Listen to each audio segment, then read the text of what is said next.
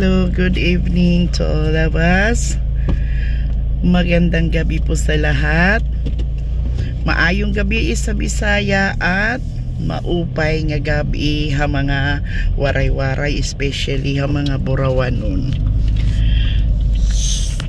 Welcome back to my vlog at manaymi na 5.5.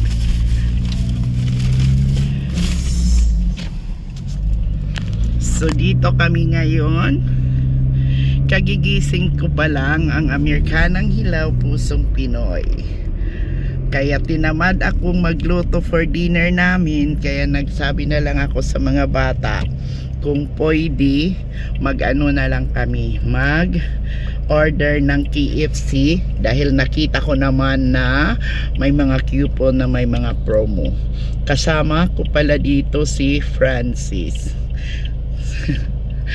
So ayan, nandoon yung KFC, galing kami doon. Asa na yun?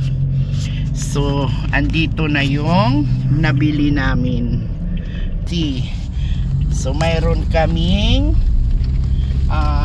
biscuit na libre ito sa bawat order mo.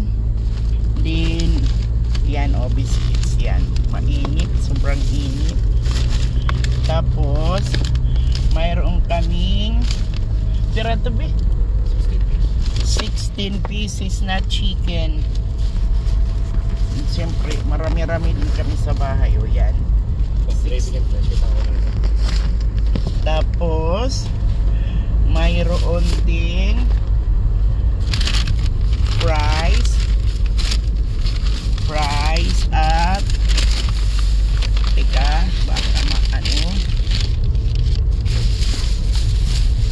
Saan France yung ano gravy? Wala man, dalawang fries. Walang gravy.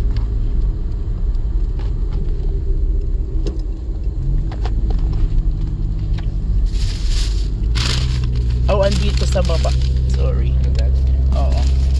May dalawang gravy andyan. Yan, may dalawang gravy sa baba. Sorry, akala ko wala. Yung fries, chicken. Tapos bakit yung chicken dalawang ano? May isang ano nakabox. So dahil sa marami 60, nakabox na lang yung isa. Kasi yung isa bucket, siguro 12 yung bucket. Tapos ito na sobrang init. Ayan, biscuit. Tapos so ito yung pinunta namin sa KFC sa ano ito. Doon kami na hindi ako nakapag-vlog kasi ang dali-dali lang, nakala ko matagal, madali lang pala. Ito yung fries nila. It's good. Mabuti na lang at dalawa yung fries sa ano. Bali yung 16 na chicken, dalawang extra large na fries, tapos dalawang gravy at 6 na biscuits, walong biscuits at bali 16 pieces na chicken ano. So it's worth $33 lang. Kung regular price nila medyo mahal-mahal. Kaya lang may nakita kami doon sa ano, sa anong tawag, mailbox namin na mga coupon. Kaya nakita ko kanina, kaya tinamad akong magluto para makabili kami ng ano. Sinabi ko kay Nico, Francis, Kent at Papa Leo na bumili na lang kasi tinatamad na ako. And then alam nyo ba guys na hindi uso dito yung gravy na, di ba sa atin pag mag-order ka ng chicken may kasamang gravy. dito, yung mag-order ka ng chicken, nagkakaroon ka lang ng gravy kung may order ka na mashed potato, unless bibilhin mo ang gravy. Kasi yung mga tao dito, hindi man sila parang tayo na sinasabaw natin ang gravy. Yung dito parang wala lang, kinakain lang nila yung kinakain lang nila yung chicken, tapos nagkakaroon lang ng gravy kung kung may mashed potato ka. So kami kasi Pilipino, pag nabili kami ng ng KFC or Popeyes, bumibili kami ng gravy or yung isang side, instead na cheese macaroni, cheese macaroni, pinapalitan namin ng side. So kaya ngayon yung namin, bali apat yung sides ng 16 piece na chicken. Kaya lang yung dalawang side gravy para yung dalawa fries. Kasi yung biscuits parang libre lang yan pag mag-ano ka ng chicken, kasi yan ang pinaka-rice nila. So ayun, nalibre ako ngayon sa pagluluto. Tapos makaka-chicken kami. Pero doon sa mga manoy doon sa sa Jollibee, may gravy pa sila, pero yung isang bucket, yung bigay nila na gravy, isa lang. Yung bago pang bukas, dalawa yung bigay nila. Ngayon siguro dahil yung puti hindi nanghihingi, nilalahat na lang nila, pati kahit Pilipino yung bumibili, isa na lang yung binibigay nila na gravy.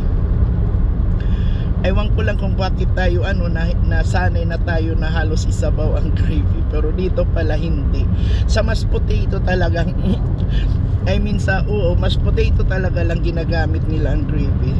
Tapos hindi man sila nagkakanin, kaya may biscuits palagi. Sa Popeyes magbigay din ng biscuits na libre, hindi kasama sa sides. So ayun, nakabili na kami at makakakain na ako nang hindi ako nagluto. At salamat kay Francis kasi i-drive niya ako papunta doon. Ngayon, pauwi na kami. Salamat guys sa panonood ng vlog ko. At kung hindi pa kayo nakasubscribe, please subscribe, watch my videos, and then pindutin mo ang like. Salamat sa pagtsatsaga sa senior citizen na nandito sa Florida, nakikibaka. And bago natin i-end ang ating vlog, as usual, ang sekreto saya ay maging kontento sa anong mayroon tayo. Huwag makipaghabulan sa swerte ng iba dahil darating din sa iyo ang iyong swerte. Tiyaga-tiyaga lang, maghintay at keep on praying at gawin ang dapat gawin. So makontento tayo and always keep smiling. Salamat uli. God bless us all. See you again on my next vlog. Dito na kami mabahay.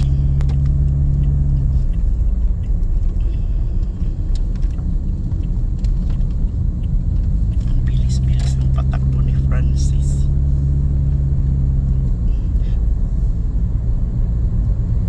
So dito ka nalabihan imo spot kaya puno. Hala ka. Makalusot ka? Hinay na.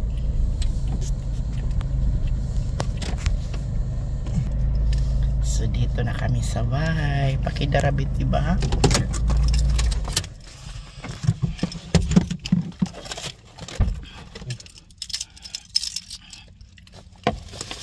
Ay.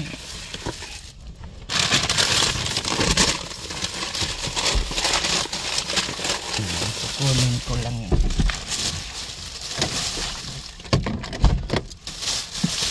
Okay. Meron na.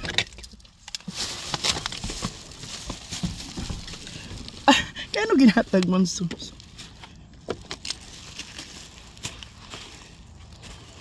So dito na kami guys. Salamat po sa lahat. I love you all. God bless at palagi kayong mag-iingat kung nasaan man kayo, dahil kami at ang aking family ay palagi ring nag-iingat. So ipapatingin ko sa iyo kunting silip lang sa ano. Ito yung tanim ko. Yan. Binili ko ito noon maliit pa, $15. Tapos ito inano ko lang, yung parang hinihingi lang ba, tapos dumami na siya. Ito regalo ito sa akin nung bago pa ako dito sa bahay, nag-birthday ako. Ito yung regalo nila, parang ano rin yung parang sa ano housewarming. Tsaka ito yung ground orchids ko. Ito bigay din sa amin ng kapitbahay namin na umalis na mahal ito kung bibilhin mo, like $35. Hindi ko alam kung anong tanim yan. At saka ito din na isa, bigay din lang ito ng kapitbahay namin na nag-move out. So ayan. So ito ang palibot ng bahay namin. Ayan, kay Nico, kay Kent, kay Papa, kay Francis, at kay Roslyn yung pula. Tapos yung bike na yan, matagal na yan dyan, hindi yan ninanakaw. Kasi pag ano, pag nagbabike sila. So ito yung ano namin. So thank you so much, Huggy Vlog. Ingat po kayo palagi kung nasaan kayo, dahil kami nag-iingat din ang family ko. Bye.